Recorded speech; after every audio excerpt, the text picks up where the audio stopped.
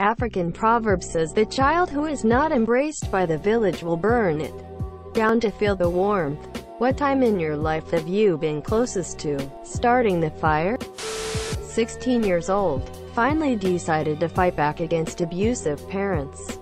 Only had to do it once to stop the physical abuse. The brain fucks kept happening. I used to work in fast food, and was the only person in the store that didn't smoke. Everyone else got to take a break to smoke, but since I didn't smoke, I wasn't allowed to. Eventually, I spoke to the owner about it and was rebuffed. So I went over their heads to the company board. Owner got his ass chewed out for rebuffing me, and I wound up getting a huge bonus my next paycheck. But when they discovered I reported them, I got fired immediately. Turns out they'd been violating company policy in food prep and storage, so I filed another report to corporate. Store got shut down for months and my former boss got fined 6 figures. Corporate. Store got shut down for months and my former boss got fined 6 figures. My dad didn't seem to take any interest in my life since I was 4. Then when my mom left him and I told him I was going to leave, he then proceeded to do everything to get me to live with him, buying me stuff, telling me mom isn't a fit parent, trying to get custody in court. I decided to live with him because I was too scared to start a new school midway through the year. He then dates this woman who was pretty much the catalyst in destroying their marriage and gets mad at me when I don't treat her like a mother. Mom is now trying to get custody and I would burn his house to the ground if it meant she would win. I can absolutely attest to being around people who are love-starved and then subsequently self-sabotaging or otherwise destructive. In a softer sense, if I have felt rejected, I have felt peace in sort of burning bridges to find myself. Wife was a senior staff for a local science fiction convention. Not only was she an unpaid volunteer, she had to take a vacation day off work and pay for her hotel room and parking. On the morning that the convention started, she was setting up the first of the 3 rooms. She was responsible for manual labor, moving tables, setting up shelves and loading them with stuff, and somebody came in, took her ID badge off her desk, and brought it to the convention's lost and found. Convention LF lady told wife that lost badges have a $5 fee to get them back. Wife looked at the badge, looked at her, and said, "Keep it. I'm going home. Have a nice convention." Wife was about 25 feet down the hall when LF lady caught up to her and returned her badge. Moved to a new town, and started going to a new church when dad got cancer. Went to church and told the pastor to try and get advice. Pastor announced this to the convocation, and also told everyone that some lady's horse was sick. Watch the entire convocation console this lady about her sick horse. The convocation was in tears about some sick horse while my dad was dying. No one said a word to my family. Never been to church since.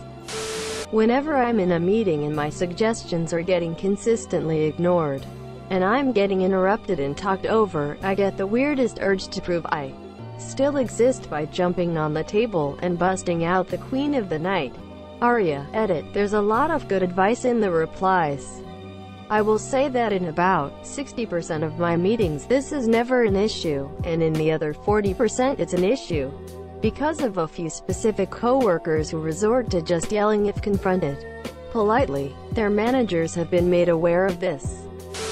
Grew up with an incredibly privileged but emotionally abusive family. I never really fit in. They would frequently gaslight me with so much, but one that made me feel like I was going crazy was that they all hated each other but would act like I was the only one to fight with anyone else and band together. In that, I've moved out now, but there were many nights when I felt like I was going crazy and that I could burn that house down and not look back. Glad I didn't though. Always a better way out. Edit. Wow, not a huge Redditor. First comment I've had with any real engagement. It's nice to hear there's other people who've dealt with the same stuff and still surviving as well. Nice to know peeps aren't alone in it. Stay strong, happy living. working in public accounting as an auditor. 65-plus-hour weeks, getting yelled at by clients for things that aren't your fault, getting chewed out by your manager for being under budgeted hours for a client, staying in hotels 5 days a week during busy season, eating poorly because you never had time to cook. Let's just say one of the best days of my life was when I got laid off from that place, which opened the door for a great opportunity with none of the issues listed above. Already, Monsieur Therapy is a magical thing where you learn to burn down anything that is bad for you, and then you take it to your family. My family seems to be somewhat accepting of me burning down the stupidity that is hurting us all, and leaving the nice things though.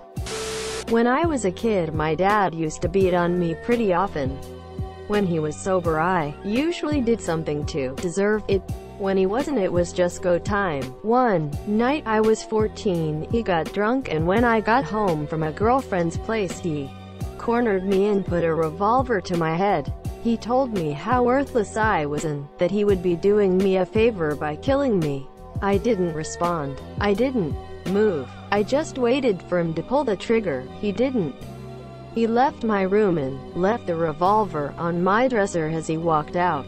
I took the revolver and went out. I walked around my hometown, sat by the river, and thought about all the ways I could get back at him for all the misery he caused my mother, sister, and I also considered doing the old Kurt Cobain, but that's not relevant. I took the weapon apart and threw its pieces in the river. No one's asked me about the gun since. It's probably still there. Edit. Holy shit, that blew up. Thanks for all the upvotes and awards, everyone. When I was like 15, I got in a fight with my friend over something stupid. I went home and was shaking with rage. Full-on puberty meltdown anger. I was stomping up and down the hallway, breathing through my teeth all hard. At one point I went in the kitchen and got a knife and started talking to God like, forgive me for what I do to him. Lol fucking Nimrod. I am embarrassed when I think about that. The church, group of churches, pseudo-cult I grew up in was very much this way. Didn't go to the right school? Shun. Didn't send your kids to the Bible summer camp? Shun. Your kid, spouse, family member, sinned in a public way? Shun. Not married 20-something with 3 kids and actively a leader? Shun. Took me 20 years to see through the bullshit, and another 7 to finally truly feel free. I'd burn all that shit to the ground for the hell they put every person through. Edit. For those asking, I grew up in the Churches of Christ, a fundamentalist group mostly in the southeastern U.S. Very untwined history with Mormonism, though we actually influenced them a bit. Look up Sidney Rigdon and Alexander Campbell if you want the Cliff Notes. Oh man, middle school for me.